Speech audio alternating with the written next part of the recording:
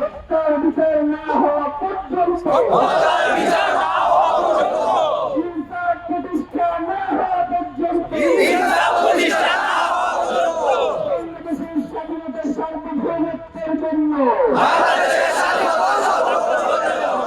ইনসাফ কায়েমের জন্য,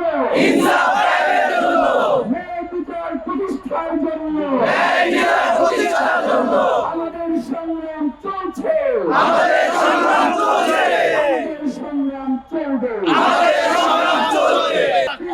তাদের থেকে বাংলাদেশ মুক্ত পাক,